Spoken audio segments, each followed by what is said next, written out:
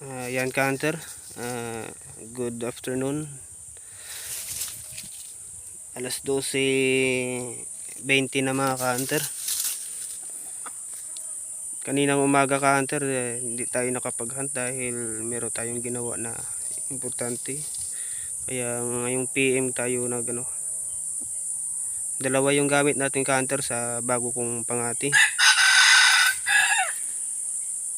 Yun si Bandoy ka-hunter at ito si Baybay.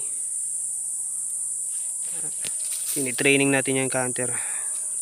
Success na rin ka-hunter. Ito ka-hunter, first time ko dinala sa bundok. At yun naman ka-hunter, kahapon dinala ko.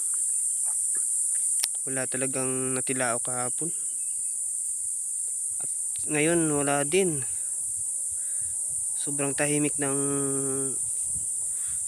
bundok ngayon ka-hunter, wala talagang tumitilaok na labuyo. Hindi ko alam ka-hunter. Kaya bukas ng umaga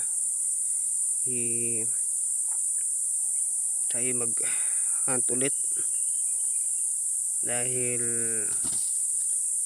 16 days tayo naka rest day mga ka-hunter. Kaya sulit na sulit yung uwi ko ngayon. Susulitin natin yung hunt mga ka-hunter. Ayan. Ayan ka-hunter.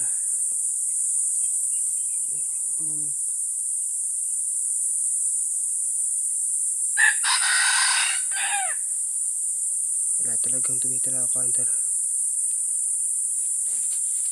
Ayan ka-hunter.